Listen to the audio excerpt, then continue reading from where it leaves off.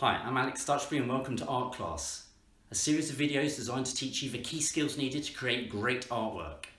Today I'm going to show you another portrait technique. This one's going to be focusing on this guy over here, LeBron James, someone who I've followed avidly throughout his career. Now with this task, you're going to already need to have an outline drawn up. I'm going to show you a very simple method, which is basically only going to need a felt tip pen, a brush, and some water. Now pick a colour which is going to be relevant to the person that you're drawing, or painting as it's going to end up being. So with LeBron James, now he's swapped his Cavs shirt for a Lakers top, I'm going to use something like a purple because yellow won't give the full tonal range on a white piece of paper, whereas purple can go from light to a really dark colour. Off we go. So the main objectives for this task is to create a full tonal range by smudging the ink with appropriate amounts of water and also layering that ink up to create smooth tones plus adding textures afterwards. So initially draw out some of the facial features, add some shading on things like the eyebrows or if there's any really dark areas between the lips or on the retina. You must remember to not draw on top of a wet piece of paper, you must let it dry. So here's that first layer. I've drawn some lines on, now I'm smudging these first lines in to create some mid-tone areas. Key places to think about on a face are the eye sockets and around the bridge of the nose, and also down the sides of the nose, because often the nose catches the light best and it stands out most, so it's going to be lighter than the cheeks around it. One thing you must remember is to always let the layers dry in between. Don't try and use your pen on a wet surface because actually it dries up the tip and then it won't work afterwards, so don't damage your equipment as you go.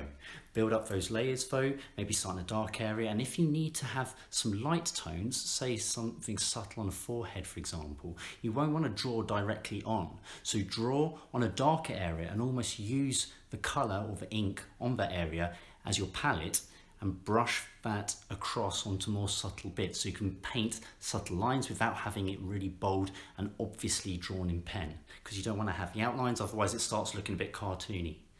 You can see I'm smudging the first mid-tone layers onto the skin and then drawing the hair whilst I'm letting the skin dry. Then you draw a little bit more and then smudge on again. So remember these key tips: do darkest parts and smudge from those. Build up layers, getting increasingly darker, and don't draw over wet pieces of paper. Do a little bit, smudge it in. Draw a little bit more, smudge it in. As you can see here now, drawing some of the background, then smudging it in, then working back on the face. Whilst I'm letting the face dry, I then go into work on the neck, the shoulders, add a little bit more darker background. It's a balancing act and you work on several areas at once, but when it all comes together at the end, it can look really successful and you can show that real strong tonal range. The final stage is using the pen to add little details, the little cracks on the lips, neatening up the detailing around the eyes, adding texture to the hair and the beard in this case, also other small details on his clothing in this example, or on the ears, shirt, collar, neck, any of those other elements to make it look realistic. Some other examples I've done in the past, I've kept it black and white for traditional look for the tennis, representing the whites of Wimbledon, or the dark, deep blood red colours of boxing, which ultimately is a barbaric and violent sport. So there you go. It's a really fun style to try because actually you don't need a lot of equipment, but if you've got several colours, maybe mix it up and maybe you could do another picture where you're using several different colours all within that same process, but just make sure that you still have your highlights left white and then you're going from the mid-tones all the way to the dark tones, the shadows, and don't forget getting the texture in, for stubble, for the hair. It doesn't matter who it is, if you see wrinkles on the forehead, neck, any of those bits are going to be important because you can draw them in or you can brush them in if they're just subtle and faint.